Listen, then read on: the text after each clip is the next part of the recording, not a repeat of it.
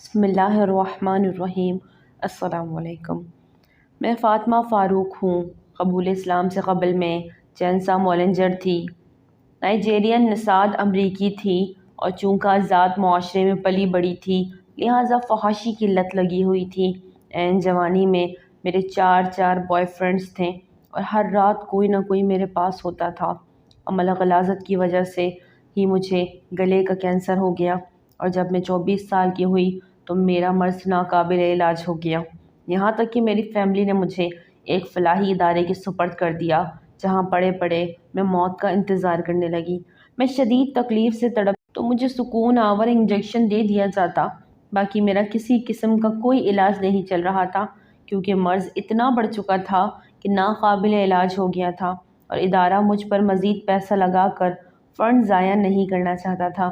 اس ادارے میں رہتے ہوئے میں نے اپنے تمام دوست احباب اور بوائے فرینڈ سے مدد طلب کی، مگر جب سب کو یقین ہو گیا کہ میں زندگی کے آخری کنارے پر پہنچ چکی ہوں جہاں سے واپسی کی کوئی امید نہیں، بس موت کی آمد کا انتظار ہے، چونکہ میں اب ان کے کسی کام کی نہیں تھی لہٰذا انہوں نے میری کسی بھی قسم کی مدد کرنے سے انکار کر دیا، یہاں تک کہ میرے بلانے کے باوجود فقط میری دلجوئی کرنے کی خاطر بھی وہ لوگ میرے پاس آنے کے لیے تیار نہ تھے۔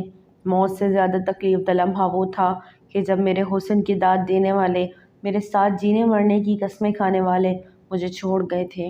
خیر میں مکمل نا امید ہو کر سارا دن چھت پر جلتی لائٹ اور گھومتے پنکھوں کو دیکھنے میں گزار دیتی۔ انہی دنوں ہمارے ادارے نے ایک پاکستانی مسلم خاتون کو بطور کلینر صفائی کرنے والی ملازم رکھ لیا۔ پورے عملے بلکہ ادارے میں وہ واحد مسلمان تھی جو کہ سب سے جوان لڑکی میں تھی، لہٰذا اس کو سب سے زیادہ رحم بھی مجھ پر آتا تھا۔ تکلیف میں کرہانے پر کئی بار وہ دوڑ کر میرے پاس پہنچتی تھی، نہ صرف میرے ساتھ بلکہ ادارے میں مقیم ہر مریض کے ساتھ اس کا ایسا ہی مشفقانہ رویہ تھا، لہٰذا ادارے کے باسی اور انتظامیہ سبھی لوگ اس سے بہت مطمئن تھے۔ میں نے اس مسلم خاتون سے اس رحم دل رویے کی وجہ پوچھی تو اس نے بتایا تھا کہ اس کی وجہ اس کا مذہب اسلام ہے، اور پھر اس نے مجھ سے میری بیماری کے متعلق پوچھا تو میں نے اسے شروع سے لے کر آخر تک کے تمام حالات سے آگاہ کر دیا۔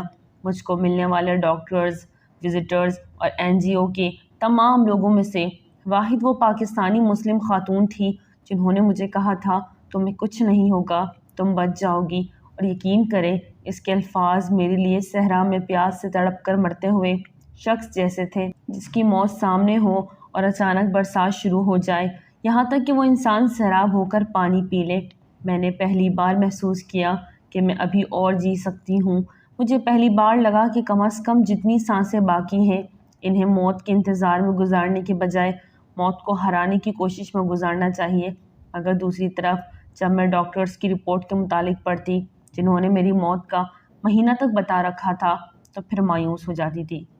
خیر اس پاکستانی خاتون نے مجھے اسلام کے متعلق سنانا شروع کیا اور ایک صحابی رسول صلی اللہ علیہ وسلم کے بارے میں بتایا کہ حضرت واصلہ بن اسقع رضی اللہ تعالی عنہ بیان کرتے ہیں ایک شخص نے حضور صلی اللہ علیہ وسلم کی بارگاہ میں اپنے گلے میں تکلیف کی شکایت کی تو آپ صلی اللہ علیہ وسلم نے فرمایا اپنے اوپر قرآن مجید کی تلاوت کو لازم کر لو، گلے کی تکلیف جاتی رہے گی۔ ساتھ ہی مجھے نصیحت کی کہ قرآن پاک میں ہر کسی کے لیے شفا ہے، تم پڑھ کر دیکھ لو، اگر چند ہفتوں میں تمہیں بہتری محسوس ہو تو ٹھیک، ورنہ تم موت کے منتظر بن کر بیٹھی ہو اور تب تک بیٹھی رہو گی جب تک وہ نہیں آ جاتی۔ مجھے پہلے اس پاکستانی خاتون کی باتیں مذاق لگی، جہاں ہر قسم کی میڈیکل سائنس ناکام ہو چکی تھی وہاں یہ صفائی کرنے والی ملازمہ کیا علاج بتا رہی ہے، مگر تقدیر کو کچھ اور ہی منظور تھا۔ شدید تکلیف کے ہاتھوں مجبور ہو کر میں نے اس پاکستانی مسلم خاتون کی بات مان لی۔ اس نے مجھے ادارے کی انتظامیہ سے چوری وضو کرنا سکھایا اور قرآن پاک پڑھنا سکھا دیا۔ وہ گھر سے قرآن پاک ساتھ لاتی، جب تک وہاں رہتی وقفے سے میرے پاس آ کر مجھے قرآن پڑھاتی اور جاتے ہوئے ساتھ لے جاتی۔ جب میں نے قرآن کریم شروع کیا چند ہفتوں بعد میری حالت بہتر ہونا شروع ہو گئی، مجھے اپنی تکلیف میں بہت کمی محسوس ہوتی، خاص کر جتنی دیر میں قرآن پاک پڑھتی میں بالکل نارمل رہتی۔ اب میں نے کچھ آیات کو زبانی یاد کرنا شروع کر دیا، یہاں تک کہ جب پاکستانی مسلم خاتون کی غیر موجودگی میں بھی میری تکلیف کی شدت میں اضافہ ہو جاتا تو میں زبانی یاد آیات کا ورد شروع کر دیتی۔ تقریباً 1 سال وہ خاتون وہاں رہی۔ 1 سال میں مجھے نہ صرف مکمل قرآن پاک پڑھنا آ گیا بلکہ میں نے کچھ صورتیں زبانی یاد کر لی۔ ڈاکٹرز کی طرف سے طے کیا گیا میری موت کا مہینہ گزر گیا تو ایک بار پھر میرے میڈیکل ٹیسٹ شروع ہو گئے۔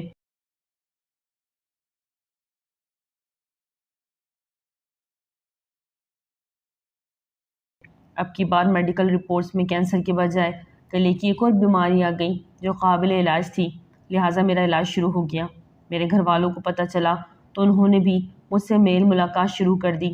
میرے دوست بھی میری زندگی میں واپس آنے لگے۔ ڈاکٹر سمیت ہر کوئی حیران تھا کہ یہ معجزہ کیسے ہو سکتا ہے، ہماری سابقہ رپورٹس کیسے غلط ہو سکتی ہیں، مگر کسی کے پاس کوئی جواب نہ تھا۔ میرا دل حقیقت سے واقف تھا۔ جب میں مکمل صحت یاب ہو گئی تو میں نے اس پاکستانی مسلم خاتون کو ڈھونڈنا شروع کیا۔ اسی ادارے سے اس کا ایڈریس لیا، مگر وہ کسی دوسری اسٹیٹ میں منتقل ہو چکی تھی، لہٰذا میری اور ان کی ملاقات نہ ہو سکی۔ میں نے قطر کے ایک اسلامک سینٹر میں جا کر اسلام قبول کیا، وہیں میرا نام فاطمہ فاروق رکھا گیا۔ الحمدللہ آج میں مسلمان ہوں۔ میں نے ایک ایرانی نژاد مسلم لڑکے سے شادی کر لی۔ میں اور میرا شوہر سعودی عرب منتقل ہو چکے ہیں اور یہاں ہم نے اپنی کمپنی بنا لی ہے۔